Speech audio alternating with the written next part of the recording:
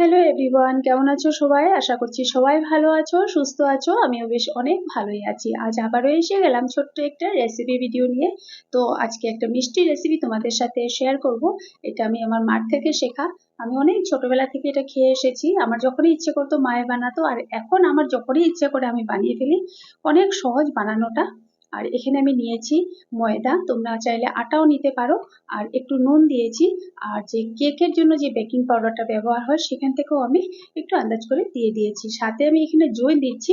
যেহেতু আমি সবকটা সুগার সিরাপে দেবো না, কিছু আমি শুকনো রেখে দেবো। তোমরা চাইলে মৌরিও দিতে পারো। তারপর আমি এখানে রিফাইন্ড অয়েল দিয়ে ভালো করে এটাকে মেখে নিচ্ছি। আর তোমরা চাইলে এখানে ঘি ব্যবহার করতে পারো, আমি রিফাইন্ড অয়েল দিয়ে মেখে নিচ্ছি।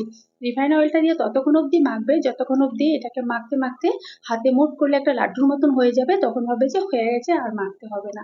তারপর এখানে আর জল দিয়ে মাখবো না, দুধ দিয়ে মাখবো। ঠিক আমরা রুটি বানাবার জন্য যেরকম আটা মাখি, ঠিক সেভাবেই শুধু দুধ দিয়ে এটাকে মাখা হবে। আর দুধটা না রুম টেম্পারেচারে থাকবে, না অনেকটা বেশি গরম না অনেকটা বেশি ঠান্ডা। আর এই মিষ্টিটা তোমরা যখন তখন বানাতে পারো। আর ফ্রিজে তোমরা এটাকে 1 সপ্তাহ অবধি স্টোর করে রাখতে পারো। আর ঠাকুর ভোগের জন্য বানাতে পারো। আমি অনেক সময় ঠাকুর ভোগের জন্য এটাকে বানিয়ে নিই।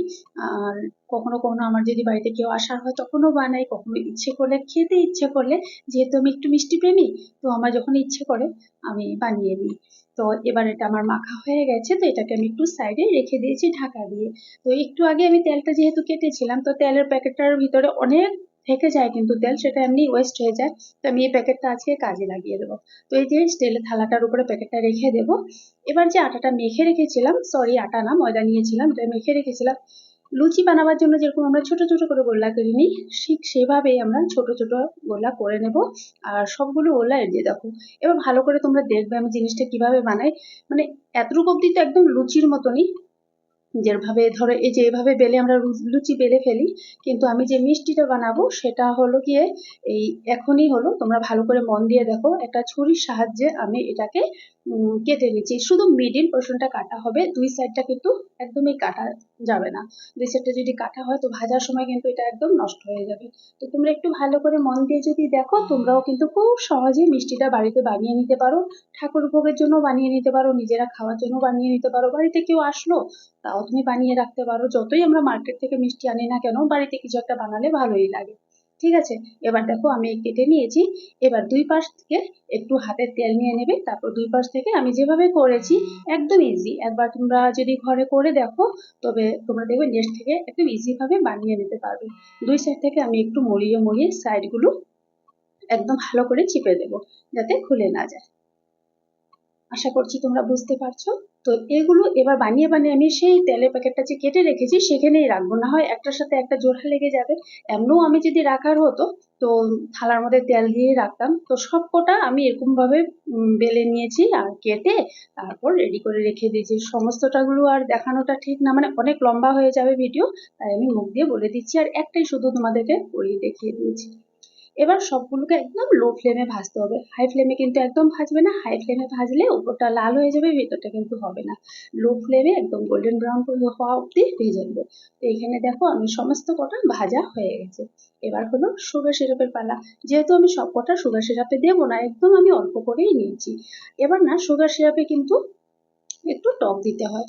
তো লেবু ছিল না আজকে, তাই আমি একটু তেঁতুলের যেটা পদ থাকে সেটা ছিল আমার, দিয়ে দিয়েছি। আর এখানে আমি ভ্যানিলা এসেন্স দিয়েছি, যেটা কেকে ব্যবহার হয়, এটা খুব সুন্দর একটা গন্ধ হয়। ভ্যানিলা এসেন্স না থাকলে তোমরা এলাচও দিতে পারো, বা যদি কেসার থাকে কেসারের ধারাও দিতে পারো। তো এবার সুগার সিরাপটা মানে ঠিক রসগোল্লার শিরাটা যেমন থাকে না, ঠিক তেমনই হবে। একদম খুব বেশি শক্ত করতে হবে না। এবার এই গরম গরম শিরার মধ্যে আমি কটা মিষ্টি এখানে দিয়ে দিলাম। সব কটা কিন্তু দেবো না, আগে বলেছি কিছু শুকনা রাখবো। যেহেতু এই মিষ্টিটা আমি আর আমার ছেলে খুবই বেশি ভালোবাসি, আমার মেয়েও ভালোবাসে কিন্তু অতটা না। ধরো ওই যে গরম গরম একটা খেলো, ব্যাস। আর শুকনো যেটা থাকে না, শুকনোটা খুব একদম নিমকির মতন লাগে খেতে, দারুণ টেস্টি হয়। এগুলো রেখে দিয়েছি আমার হাজবেন্ড আর মেয়ের জন্য। তোমরা যদি চাও সুগার সিরাপে না দিয়ে শুধু শুকনো শুকনো বানিয়ে খেতে পারো, চা দিয়ে দারুণ লাগে কিন্তু খেতে। আর এই যে দেখো, যে কয়েকটা আমি সুগার সিরাপে দিয়েছি সেটাও আমার হয়ে গেছে। এবার আমি প্লেটে তুলে নিচ্ছি। তোমাদের কাছে যদি ভিডিওটা ভালো লাগে না, তো অবশ্যই কিন্তু একটা লাইক করে দিও। কমেন্ট তোমাদের খুশি করলেও করবে, না করলেও নাই, কিন্তু একটা লাইক যদি দিয়ে দাও আমার না ভালো লাগে যে হ্যাঁ, তখন মনে হয় যে কারো পছন্দ হয়েছে রেসিপিটা। তো দেখো এখানে আমার সমস্ত কটাই উঠিয়ে নিচ্ছি। আমার হাজবেন্ড কিন্তু মিষ্টিটা ভালোবাসে না, শুকনোটাই ভালোবাসে, তার জন্য ওনার জন্য আমি শুকনোটাই রেখে দিই, যখনই বানাই শুকনোটা আলাদা করে রেখে দিই। এই যে দেখো এখানে শুকনোটা রেখেছি, এটা কিন্তু চায়ের সাথে দারুণ লাগে। তোমরা চাইলে সুগার সিরাপে না দিয়ে শুধু এরকমই রাখতে পারো। আর এখানে আমি সুগার সিরাপে এই কয়েকটা দিয়ে নিয়েছি। আর আর আগে আমার মায়ে কি করতো, নারকেল কোড়া দিত। তো এখন আর তো হঠাৎ করে কোথায় নারকেল পাবো, তো আমি এখানে ডেসকেটের যে কোকোনাট পাউডার আছে সেটাই আমি একটু একটু করে দিয়ে দিয়েছি। তো আশা করছি রেসিপিটা তোমাদের কাছে খুবই ভালো লাগবে। একবার নিশ্চয়ই বাড়িতে বানিয়ে ট্রাই করবে। অনেকে তো জানোই কি জানি বানাতে, আর যারা বানাতে জানো না একবার ট্রাই করবে। খেতে যেরকম স্বাদ, দেখতেও তেমনই সুন্দর, খেতেও তেমনই স্বাদ। তো ভিডিওটা ভালো লাগলে একটা লাইক কমেন্ট করে দিও। নেক্সট ভিডিওতে আবারও দেখা হচ্ছে তোমাদের সাথে। সবাই ভালো থেকো, সুস্থ থেকো।